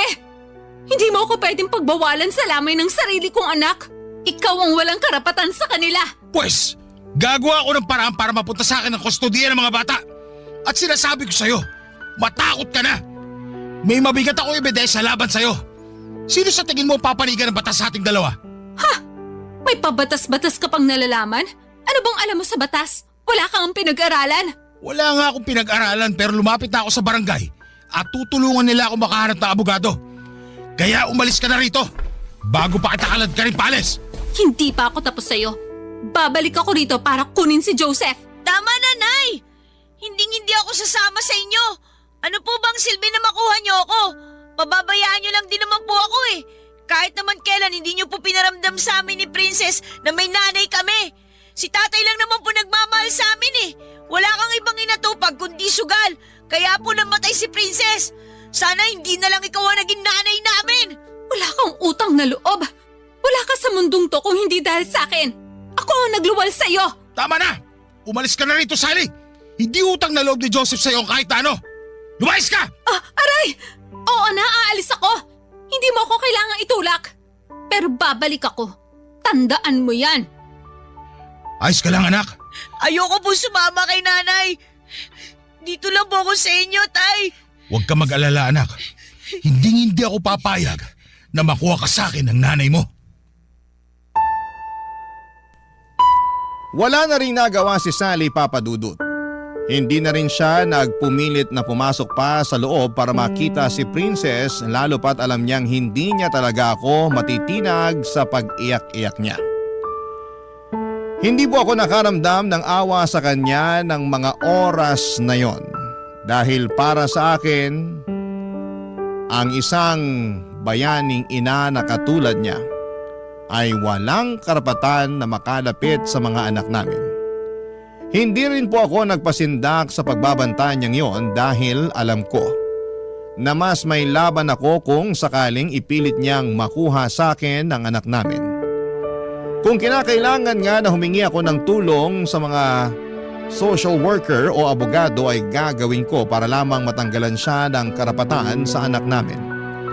Sa isip ko, Papa Dudut, ay hindi naman siguro importante kung wala akong pinag-aralan basta't kaya kong alagaan at buhayin ang anak ko ay sapat na. Papa Dudut, maayos nga ang nailibing ang anak ko at marami rin ang nakipaglibing at halos lahat ay naawa sa sinapit ng aking anak. At naawa din sa akin. Ika nga nila sa kabila ng pagtataguyod ko sa aking pamilya ay sadya raw talagang hindi nawawala ang lason sa pamilya na tuluyang sisira sa aming pagsasama. Matapos ngang mailibing ang aking anak, ay bumalik ako sa pagtatrabaho at mas pinagbuti ko pa para sa aming dalawa ni Joseph. Madalas nga kapag walang pasok sa eskwela, ay sinasamahan niya ako sa trabaho ko sa ulingan at tumutulong sa akin para hindi raw ako masyadong mahirapan sa pagtatrabaho. Kahit ayaw ko naman siyang payagan sa pagtulong sa akin ay mapilit talaga siya. Mas gusto ko sana na mas pagtuunan niya ng atensyon ang kanyang pag-aaral pero nais niya raw na makatulong sa akin kahit sa ganung paraan. Makalipas nga ang halos ilang buwan ay nagbalik si Sally pero may kasama itong mga social workers para kunin si Joseph. Nagtalo pa kami ni Sally ng araw na yon hanggang sa nalaman nga ng social workers ang nangyari sa aming bunsong anak at kung gaano ito kaadik sa pagsusugal na umabot na nga sa puntong napabayaan nito ang mga anak namin. Nagkaroon nga kami ng usapan sa barangay kung saan ay tinulungan nila akong mag-file ng petition for custody para sa anak kong si Joseph. Dahil hindi rin naman daw basta-basta mapupunta sa akin ang bata ng walang batas na mamamagitan. Tinulungan nila akong kumuha ng public service sa isang pampublikong abogado. Bilang wala akong kakayahan na magbayad at gumastos para sa pag-file ng petition. At nang mag-trial nga ay napatunayan na walang kakayahan si Sally para alagaan at ibigay ang pangangailangan ni Joseph. At dahil wala na rin pamilya si Sally na maaaring maging guardian ng anak ko, ay napagpasyahan ng korte na ibigay sa akin ang kustodiya ng aking anak. Laking pasalamat ko nga sa lahat ng tumulong sa akin dahil nawala na ako ng isang anak at hindi ko nakakayanin pa kung pati si Joseph ay malalayo sa akin. Sa ngayon, Papa Dudut, ay masaya na kaming namumuhay ng anak kong si Joseph na kasalukuyang nag-aaral sa high school at isang taon na lamang ay graduate na.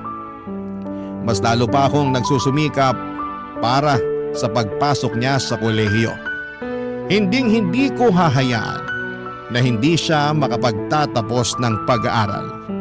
Lahat po ay gagawin ko para sa ikagaganda ng kinabukasan niya kahit pa maghirap at magpakapagod ako. At sa tulong naman ng aming kapitan ay nagkaroon ako ng trabaho sa barangay kung saan ay isa akong janitor. Malaki po ang ipinagpasalamat ko sa bagong trabaho na meron ako dahil kumpara sa pag-uuling ay mas madali lang ang trabaho ko at kahit papaano ay mas malaki ang kinikita ko na makatutulong para makapag-ipon ng pangpaaral ko sa anak ko sa kolehiyo. Hindi na rin namin muling nakita pa si Sally at hindi namin alam kung nasaan siya. Pero kung nasaan man sana ay baguhin na niya ang kanyang sarili. Dito ko na po tatapusin, Papa Dudut, ang aking kwento na bagamat walang nakakaalam kung ano pa ang aming pagdadaanan, ay nakahanda kaming harapin yon ng magkasama ng aking anak.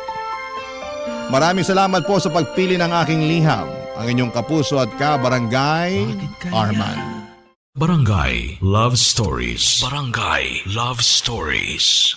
Ako, gigil na gigil talaga ako sa nangyayari sa kwento natin. O ikaw, kabarangay, kumukulo rin ba dugo mo? Pwede kang mag-iwan ng comment sa ating comment section. Nagustuhan ng iyong napakinggan? Ituloy yan via live stream sa www.gmanetwork.com/radio.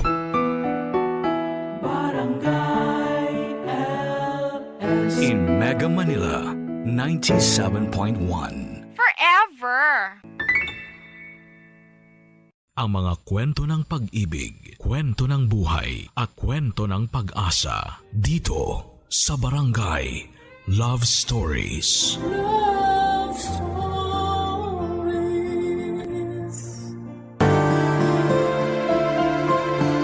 Nakakalimot ang isip, ngunit hindi ang puso.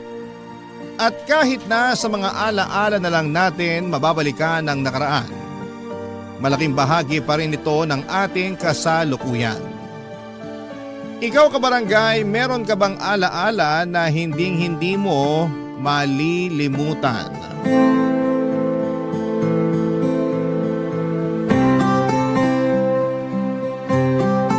Dear Papa Dudut, good day po sa inyo at sa lahat ng mga kabarangay na katulad kong avid listener ng Barangay Love Stories. Tawagin niyo na lamang po ako sa pangalang Vito. 33 years old at nagtatrabaho bilang auditor sa isang private company dito sa Quezon City. Sa edad kong ito ay wala pa akong asawa dahil ginugol ko na sa pag-aalaga sa aking nanay na may sakit na demensya ang nakaraang 10 taon ng buhay ko. Kaya lang noong buwan ng August 2024 ay tuluyan nang namaalam ang mahal kong ina. Kaya nga naisipan kong magpadala ng sulat sa inyong istasyon upang ibahagi ang aming kwento na magsisimula noong 20 years old pa lamang ako. Tubong Cainta Rizal kami ng aking pamilya. Single parent si Nanay Cedes at mag-isa niya kaming tinaguyod ng Ate Susan ko. Mananahi siya sa isang garment factory sa Taytay. At kahit na mahirap ang aming buhay ay pilit niyang nilakasan ang kanyang loob upang mapag-aral kaming magkapatid.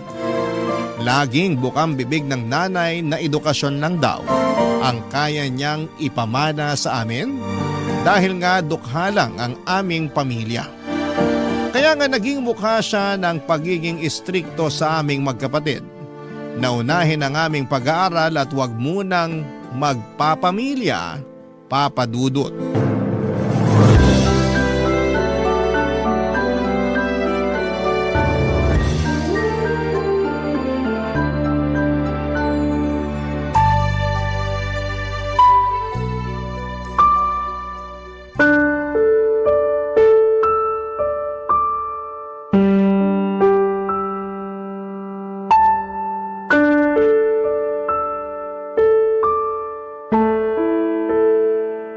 Ano ba naman to, Vito?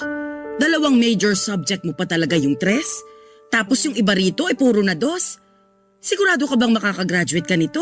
Opo, Nay. 5 naman po yung bagsak. Wala naman po akong 5 dyan.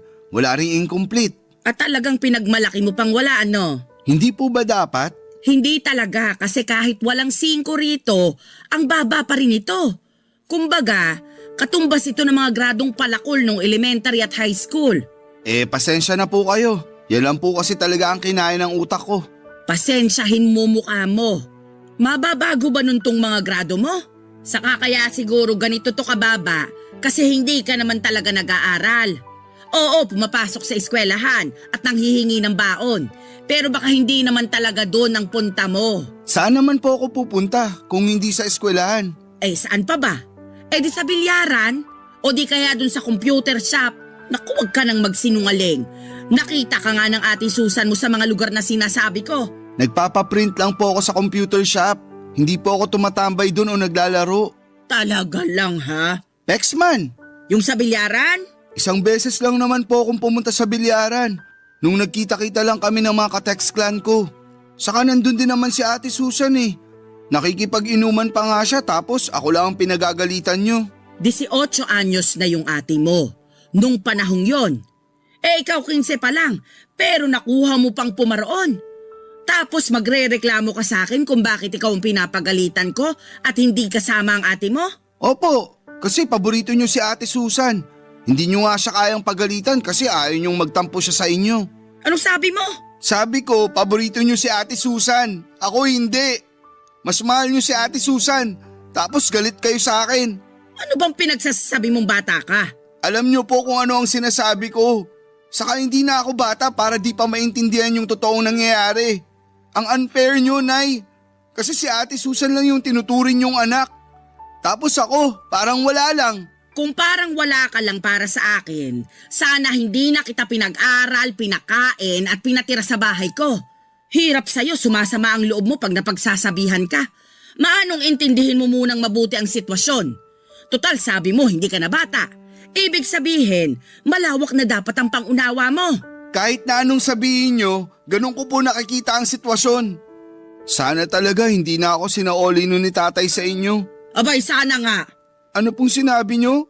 Sana nga, hindi ka na sinaoli sa akin ng magaling mong ama kung magiging ganyan lang katigas ang ulo mo paglaki. Napakawalang utang na loob mo, Vito. Hindi ka marunong rumispeto sa ina mo na nagpalaki sa'yo. Papa Dudut Jr. ako ng tatay ko at bukod doon ay kamukha niya rin ako. Kaya ganoon na lamang ang irita sa akin ng nanay sa tuwing maaalala niya sa akin ang ng babae naming tatay. Noong naghiwalay sila ay kinuha raw ako ni tatay pero binalik din kalaunan sa poder ni nanay Papa Dudut. Kaya pala hindi niya ako paborito dahil bukod sa mga katangiang yon, mahina rin talaga ako sa klase namin at may pagkabulakbol. Hindi ko naman siya masisisi kung natuon ang lahat ng atensyon niya sa ate Susan ko dahil nga para sa kanya ay mabait ito at masunurin. Kahit na inis ako dahil lagi niyang kinakampihan ang ate ko, hindi naman ako nagtanim ng sama ng loob kay nanay. Kasi siya pa rin naman ang nag-iisa naming magulang na nagtaguyod sa aming magkapatid. Mahal ko pa rin siya kahit na hindi kami madalas magkasundo. Kaya lang dahil sa favoritism ni nanay ay hindi kami lumaking close sa isa't isa ni Ate Susan. Para sa akin ay hindi totoo ang lahat ng kabaitan at pagiging masunurin niya na laging nakikita ni nanay. Iniisip ko na maskara lamang niya yon para paboran at kampihan ni nanay. At ako naman yung laging pag-initan. At napatunayan ko yon. Nung isang gabi ay nahuli ko siyang ginagawa ang bagay na yon.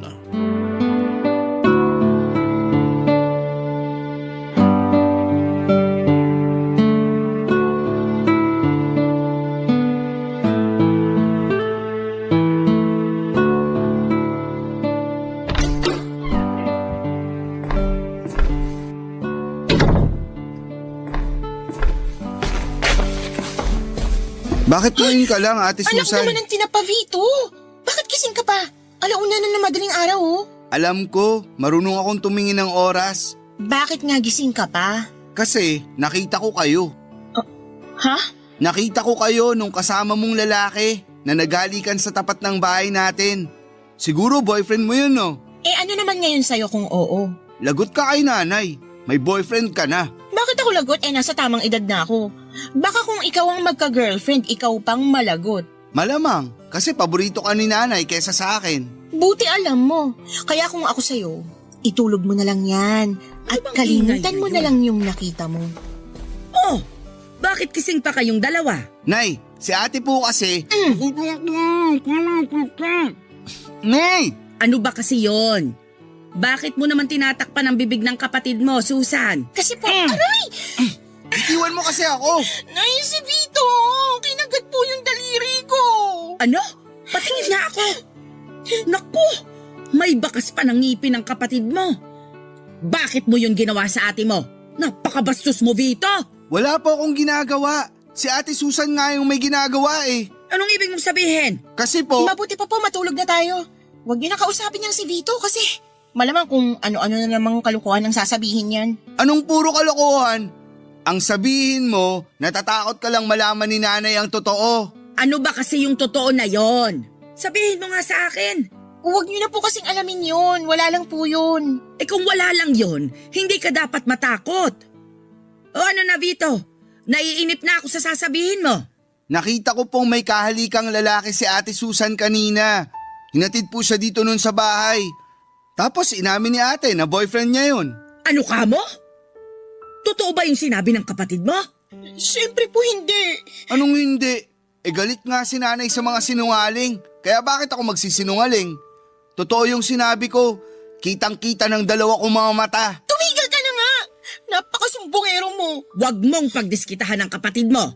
Kausapin mo ako, Susan. Ano pa po bang pag-uusapan natin? Alam ko na kung saan yun pupunta. Kung ganon, totoo nga na may boyfriend ka na? O may... Kabilin-bilinan kong wag na wag ka munang magbo-boyfriend. Pero hindi mo ako sinunod. Ilang buwan lang naman gagraduate ka na sa kolehiyo. Hindi ka pa talaga nakapaghintay. Sawang-sawa na ako maghintay at sundin kayo. Puro na lang kayo pagbabawal na para bang mapapasama ako pag nag-boyfriend ako. Nakakapagod na kayong sundin. Ikaw pa talagang napagod ako. Tinanong mo ba kung ayos lang? Ang tanging hiling ko lang naman ay magtapos muna kayo ng pag-aaral ni Vito bago kayo makipagrelasyon. Akala ko pa naman naiintindihan mo, pero mas masahol ka pa sa kapatid mong matigas din ang ulo. Bakit na naman po ako nasali sa usapan? Si Ate Susan po yung may kasalanan. Kaya siya lang ang dapat niyong pagalitan. Damay ka na doon dahil pareho kayong pasaway at sakit sa ulo ko.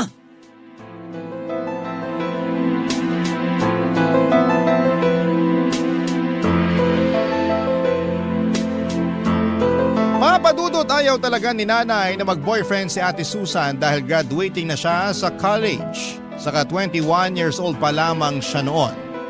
Pakiramdam kasi ni nanay lahat ng mga lalaki ay manloloko katulad ng tatay namin. At para sa kanya ay agrabyado si Ate Susan dahil babae siya sakaling mabuntis, lokohin at iwan siya ng boyfriend niya.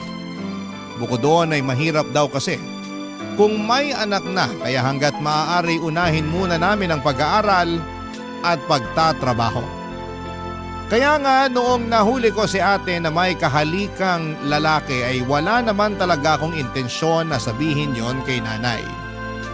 Plano ko lang sanang gamitin ang nalaman ko para mapasunod si Ate Susan. Kaso nangyari na nga ang hindi dapat mangyari. Galit na galit sa akin ang ate ko kasi sinumbong ko raw siya sa nanay namin kaya naman pinagbantaan niya ako na mananagot ako sa kanya. Nung una, papadudot ay hindi ko pinansin ang pagbabanta niya dahil ako naman ang pwede niyang gawin. Kaya lang isang araw nang pauwi na ako galing sa eskwelahan ay may grupo ng 3 lalaki na humarang sa akin. Yung isa doon ay namukhaan ko na lalaking kahalika ng ate ko. Siya yung humablot sa bag ko at nagdala sa akin sa may talahiban. Siya rin ang tumulak sa akin sa may putikan. Yung isa naman ay sumipa sa akin sa tiyan tapos yung isa naman ang sumabunot sa akin. Pagkatapos noon papadudot ay tuluyan na nila akong binugbog upang turuan daw ng leksyon. Barangay Love Stories. Barangay Love Stories. Papadudot, hindi naman ako napuruhan sa pambubugbog sa akin ng boyfriend ni Ate Susan kasama ng mga tropa nito. Tinuruan lang daw nila ako ng leksyon dahil masyado akong madaldal. Kaya lang na-trauma naman ako. Alam ko na si ate ang may pakana ng mga bagay na yon kaya naman galit ako sa kanya. Hindi ko siya pinapansin kapag nasa bahay kami o kung minsan ay padabog ko na lamang na sinusunod ang mga utos niya para wala ng gulo. Wala rin naman kasing kwenta kung sasabihin ko pa kay nanay ang nangyari dahil baka lalo akong mapasama. Samantala ay pinagpatuloy lang ng kapatid ko ang pagbo-boyfriend kahit tutol si nanay. Sa uli wala na rin naman siyang nagawa at pinagbigyan na lamang ang paborito niyang anak. Naging legal pa nga sila ng boyfriend niya sa bahay. Kapag andon ang mga ito kasama si ate ay nanginginig ang tuhod ko sa sobrang takot. Madalas nagdadahilan na lamang ako para makaalis ng bahay, wag lamang silang makasama. Mabilis na lumipas ang 2 buwan at merong pinagtapat sa amin ni nanay, itong si Ate Susan.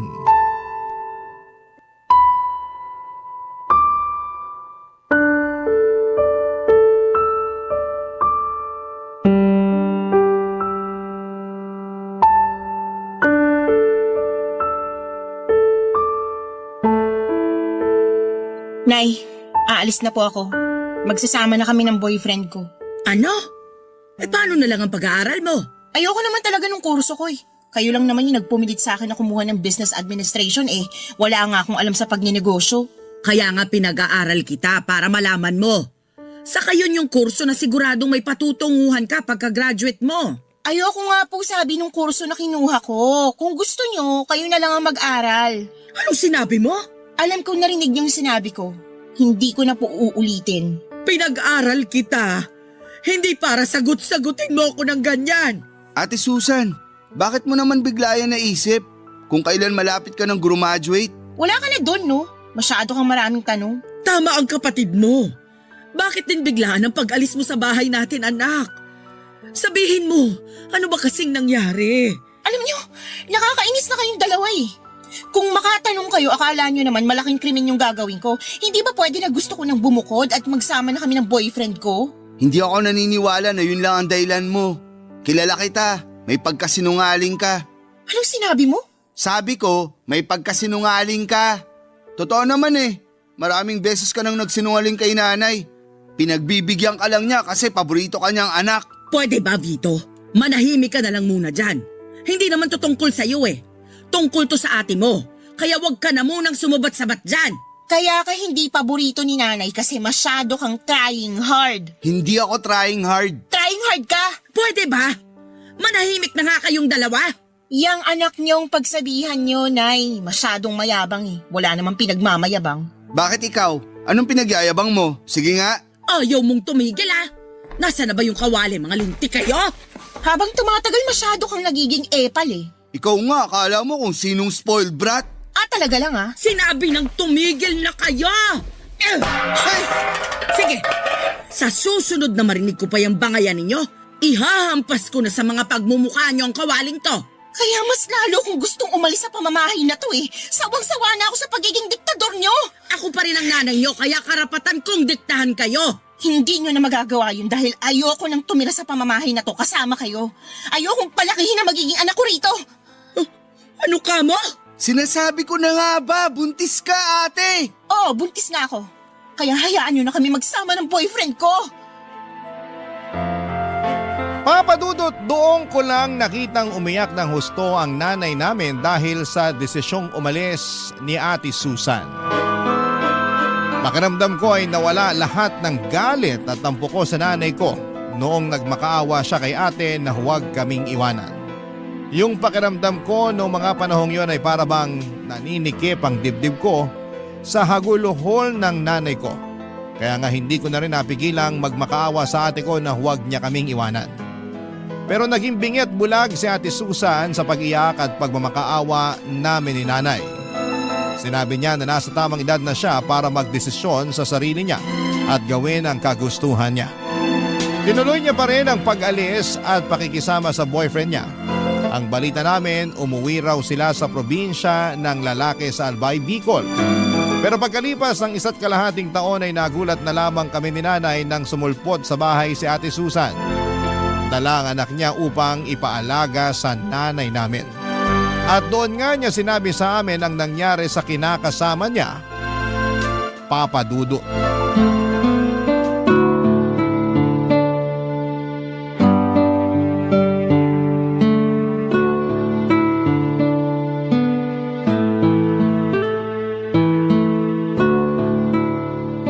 Grabe yung iyak ng apo ko.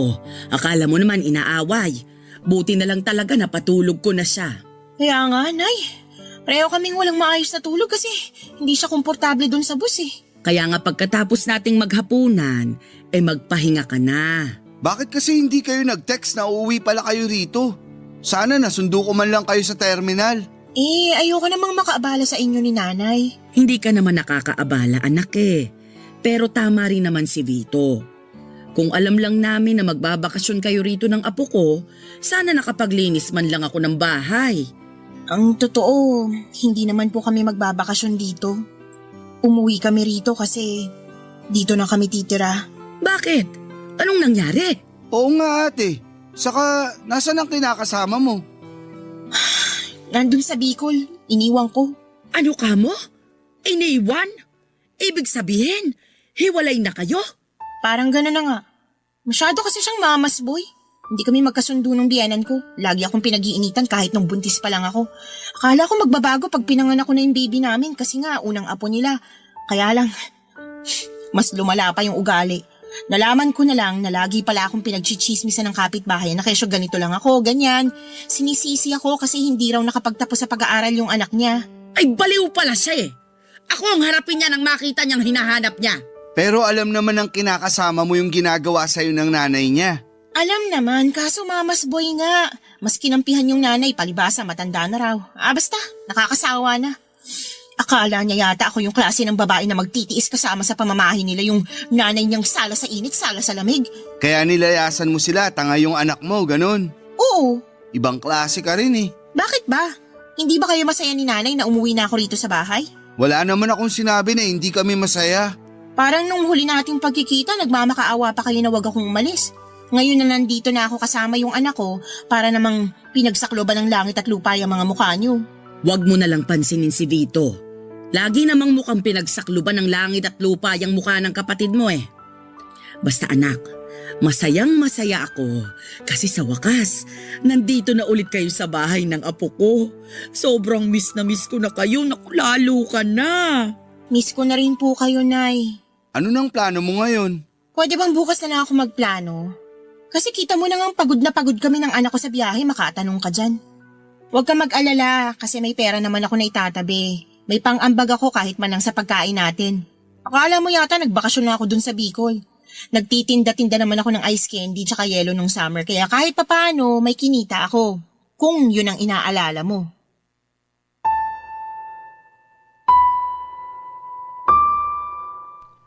Papadudot tuwang-tuwang nanay dahil sa pagbabalik ng ate sa bahay kasama ang kanyang anak.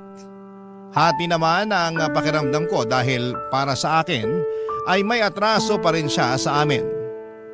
Paano niya naatim na umuwi sa bahay at umastang hindi kami iniwanan noong araw? Ni hindi nga siya nagsorry sa pag-alis niya at ewan ko ba naman sa nanay ko kasi nagawa niya pa rin patawarin kagad ang ate ko. Doon ko na nga napatunayan na talagang paborito niya ito. Hindi nga nagtagal ay nag-decide si Ate Susan na maghanap ng trabaho kaya kinausap niya si nanay na sa kanya ipagkatiwala ang anak niya para alagaan. Kaya nga kinailangang tumigil ng nanay sa pagtatrabaho niya sa factory para matutukan ang kanyang apo. Nang mga panahong yon ay graduate na rin naman ako sa kolehiyo kaya naghahanap na rin ako ng trabaho. Hindi nga nagtagal ay nakapasok ako sa isang private company sa Quezon City bilang auditor. Nakapasok naman si Ate Susan bilang quality control inspector sa isang planta sa Pasig. Simula noon ay dalawa na kami ng ate ko ang naghahanap buhay kaya lang ay napansin ko na hindi siya patas. Lalo na sa mga hatian namin ng gastusin sa bahay. Minsan ay hindi siya nag-aambag. Kaya madalas kaming kapusin. Bukod doon, papadudot ay nagbubuhay dalaga na ang kapatid ko at tuluyan ng pinaubaya sa nanay namin ang pag-aalaga sa kanyang anak. Bagay na labis kong kinakainis, papadudot. Ang lagi niyang dahilan ay malungkot siya dahil sa nakaraan. Barangay Love Stories. Barangay Love Stories. Papadudot dahil sa pagbubuhay dalaga ni Ate Susan ay lagi kaming nagtatalo tungkol sa hindi niya patas na pagbibigay ng pera kay nanay para sa mga gastusin sa bahay. Kaya lang lagi akong pinagsasabihan ng nanay namin na unawain ko na lamang ang ate ko dahil nga meron itong pinagdaraanan. At may anak na rin naman ito na ginagastosan. Sa totoo lang ay inis na akong unawain si ate dahil paano naman ako? Lagi na lang damdamin niya ang mahalaga. Paano naman ang sa akin? Nagdaan ng 3 buwan na balitaan namin na umuwi raw sa kainta ang tatay ng anak ni Ate Susan para kausapin siya at suyuin na makipagbalikan sa kanya. Ayaw nga ni nanay na magkabalikan sila matapos ang nangyari sa kanila sa Bicol. Kaya lang ay hindi naman namin hawak ang pag-iisip ni Ate Susan. Sa huli ay nagkapatawaran sila ng kinakasama niya at nagdesisyon na mag-live-in ulit, papadudot. Dahil doon ay nagalsabalutan ang kapatid ko at naulit na naman ang senaryo noon kung paano niya kami iniwan ni nanay, papadudot.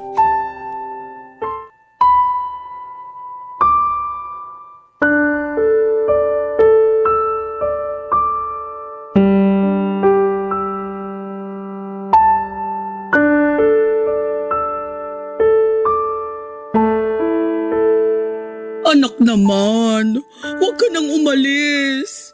Huwag mo na kaming iwan ng kapatid mo. Ano ba yan, Nay? Kumakaiyak kayo dyan para kayong kinakatay na baboy? Ate Susan, ano ba? Nanay pa rin natin yung binabastos mo. Ay nako, sumabad na naman yung nagbabait-baitang anak. Hindi ako nagbabait-baitan. Saka hindi to tungkol sa akin, okay? Palibasa, wala kang konsensya eh. Iiwan mo na naman si nanay kung kailan napamahal na siya sa apo niya. Magsasama na nga ulit kami ng tatay ng anak ko. Ano bang mahirap intindihin doon? Yung pag-uugali mo yung mahirap intindihin. Wala namang kasing kaso kung magsama kayo. Pero hindi ka marunong magparamdam kahit man lang sana kay nanay. Hindi ka tumatawag o nagte-text. Hindi ka marunong mangamusta sa amin dito sa bahay. Maiisip ko pa ba yun? May anak nga akong inaalagaan. Hindi katwiran yun. Ang sabihin mo, wala ka na talagang respeto sa nanay natin. Oh, tapos ngayon, aalis ka na naman. Sigurado ako na hindi ka na naman magpaparamdam sa amin ni nanay. Magaling ka lang pag may kailangan eh.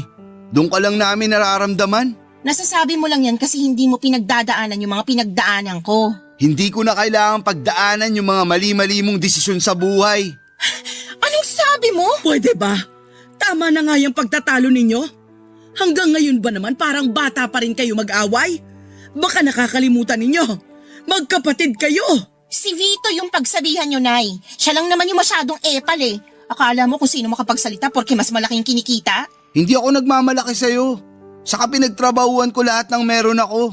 Sus, ngayon lang yan. Mawawala rin yung yabang mo. Tumigil na nga kayo. Huwag na kayong mag-away. Naririndi na ako sa mga boses ninyo. Kung gustong umalis ni ate, hayaan nyo na lang, Nay. At bakit ko gagawin yon? Ayoko ngang mawala ang ate mo. Ayoko ring mapalayo sa apo ko.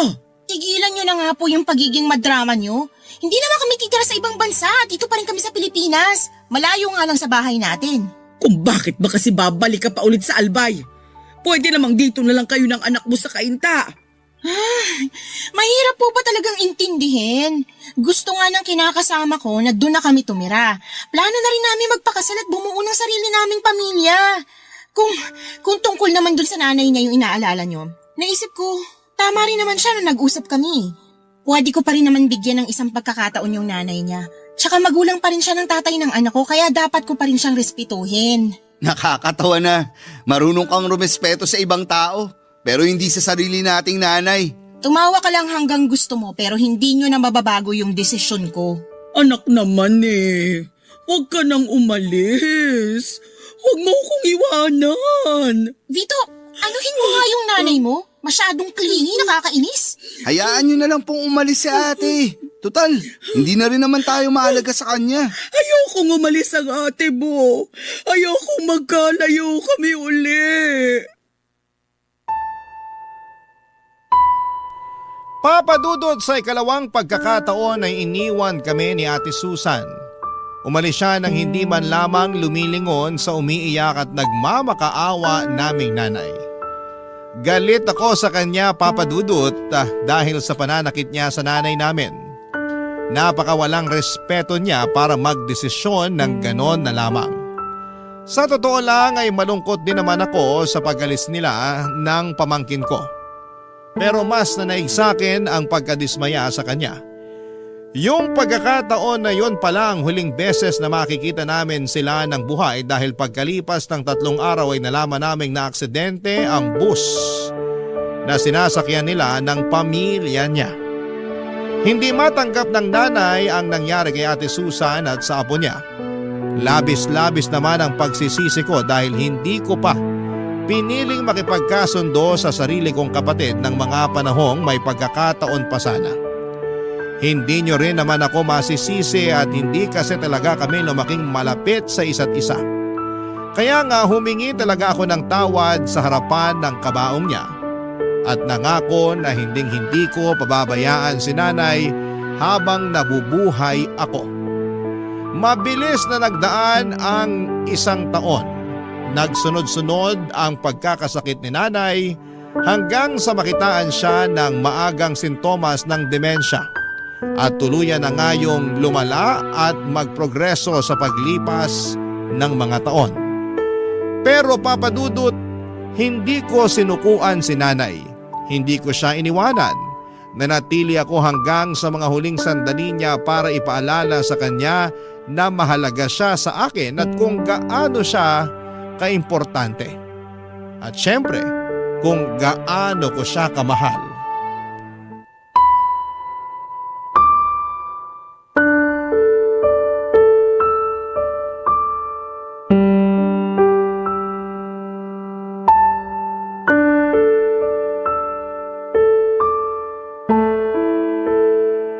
Nay? Nay, gising na po kayo para magmerienda? Ayoko pagising. Sayang naman. Nagluto pa naman ako ng paborito niyong pancake. Pancake? Nasaan pancake ko? Ito po oh. Hinati ko na yun ng maliliit para isusubo niyo na lang. Ay nako, paborito ko nga ito. Akin na, para makain ko na. Ay teka, sino ka ba? Paano ka nakapasok sa bahay ko? Nako, si Nanay. Nakalimutan na naman ako. Hindi kita nakalimutan. Hindi lang kita maalala. O sige po, magpapakilala ulit ako. Ako po si Vito, anak niyo. Vito? Anak ko? Opo, yung bunso niyo. Wala talaga akong maalala na may anak ako na pangalang Vito. Pero meron akong naaalala na may anak ako. Kaya lang hindi Vito ang pangalan niya. Ano po? Susan! Ah, si Ate Susan po. Oo! Nasaan na ba si Susan? Parang matagal ko nang hindi nakikita yung anak kong yun. Kasi po. Kasi ano? Sige ka! Hindi ko kakainin tong pancake pag hindi si Susan ang nagpakain sa akin. Ay, kasi po Nay, ano? Ano nga? Wala na po si Ate Susan. Anong wala na si Susan? Imposible naman yun. Kahapon lang nagkita kami. Ginawan pa nga niya ako ng pancake tapos sabi niya, kakainin daw namin ng sabay yung ginawa niya. Baka panaginip niyo lang po yun. Kasi matagal na pong patay si Ate Susan. Hindi patay si Susan. Nagsisinungaling ka lang. Hindi po ako nagsisinungaling. Pero naiintindihan ko po kung hindi niyo na matandaan. Pasensya na po kayo kung sinabi ko pa. Sabi na hindi totoong patay ang anak ko. Pero saan ba kasi siya pumunta? Hindi ko po alam pero kapag kumain kayo baka bumalik na po siya. Talaga? Opo. Kaya kumain na po kayo ha? Kaso gusto ko si Susan magpakain sa akin. Si Ate Susan po magpapakain sa inyo sa susunod. Pero sa ngayon, ako na lang po muna. Promise? Si Susan sa susunod Opo, promise po. Yay! Subuan ko na po kayo.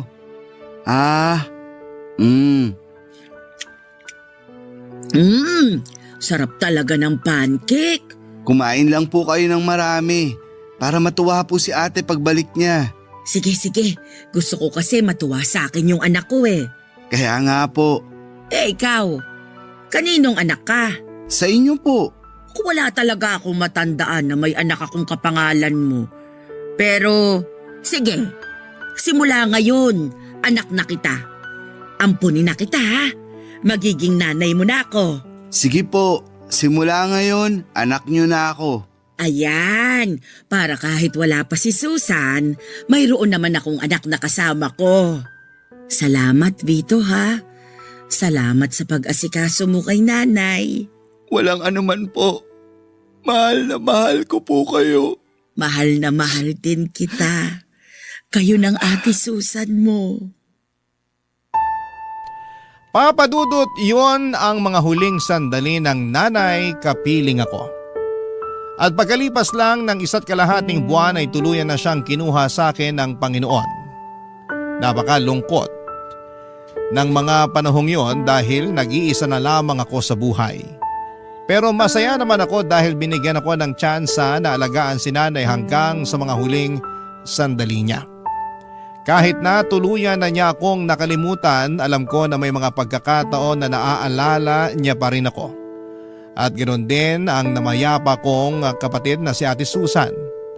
Pakiramdam ko ay bumabalik ako sa pagkabata sa tuwing may kinikwento si nanay na mga kaganapan na naaalala niya noong araw. Sa kasalukuyan ay inaabala ko ang sarili ko sa pagtatrabaho. Pero hindi ko naman pinabayaan ang mental health ko kahit na napakahirap umusad matapos mawala ng mga mahal sa buhay. Pero naniniwala ako na darating ang panahon na magiging maayos din ang lahat. Dalangin ko na lamang na sana'y masaya na si nanay kasama ang Ate Susan ko sa langit. Hindi na sila mahihirapan at hindi na rin sila magkakahiwalay pa. Hanggang dito na lamang po ang sulat ko at sana'y mapili ninyong i-ere sa Barangay Love Stories. God bless po sa inyo at sa inyong istasyon. Ang inyong forever kapuso at ka-barangay, Vito. Barangay Love Stories. Barangay Love Stories. Napakasakit na nangyari kay letter sender. Pero buti sa uli, naging maayos pa rin ang buhay niya. Anong say mo sa Barangay Love Stories na ito? Pagkwentuhan natin sa comment section yan. Nagustuhan ng iyong napakinggan? Ituloy yan via live stream sa www.gmanetwork.com/radio.